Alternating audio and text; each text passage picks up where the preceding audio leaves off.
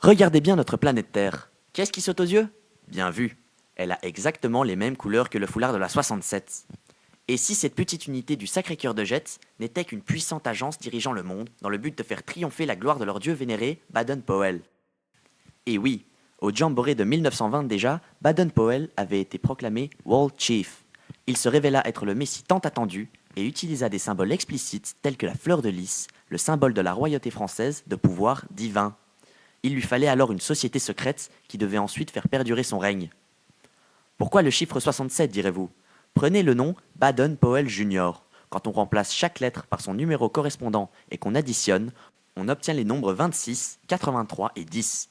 Or, par simple opération mathématique, on obtient 83 plus 10 moins 26 qui donne 67. Ouvrez les yeux, le mont Baden-Powell en Californie ne mesure pas 2867 mètres par hasard. Et puis l'élément chimique 67, l'holmium, est une référence évidente au latin omnium, qui signifie tout, car la 67 dirige tout. Cette agence pratique une propagande que vous ne soupçonnez pas. Regardez attentivement. Que trouve-t-on à la page 67 du dictionnaire Larousse de poche? Vous l'avez vu? Et oui, la définition du mot baladin, comme un appel à de nouvelles vocations occultes de Baden-Powell. Dans l'évangile de Jean, chapitre 6, verset 67, on peut lire « Jésus dit aux 12, allusion flagrante aux 12 années du parcours scout, et vous, ne voulez-vous pas aussi vous en aller ?» Une invitation évidente à partir en grand camp. D'ailleurs, l'année 1967 commençait un dimanche, jour de réunion dans le monde du scoutisme. Coïncidence? Je ne crois pas.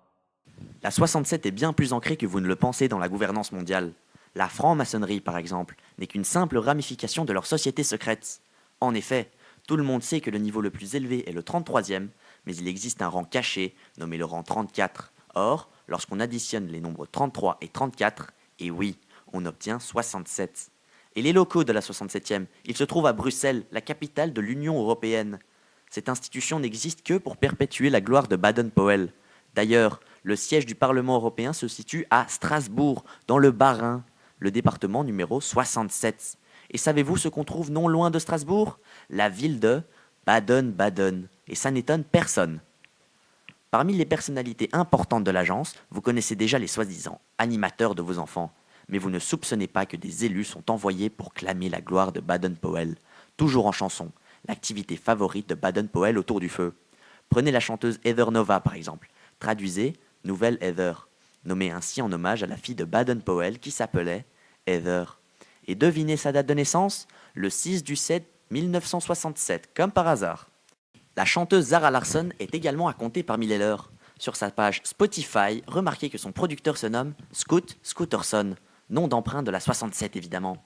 Le titre Uncover, qui signifie en français se révéler, appelle à prendre conscience que le scoutisme est la seule voie possible pour l'humanité et que Baden-Powell doit être notre modèle à tous. Ça vous paraît insensé? Regardez ces paroles de son autre titre, Ain't My Fault. Qu'est-ce qui saute aux yeux?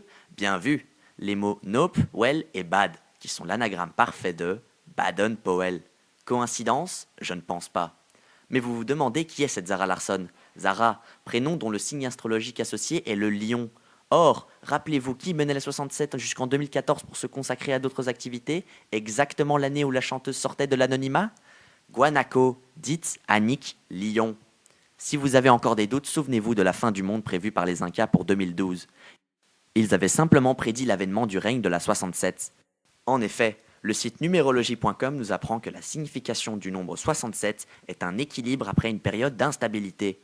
C'était donc bien une ère de prospérité qui était annoncée en 2013, car 6 plus 7 égale 13. Rien n'est dû au hasard.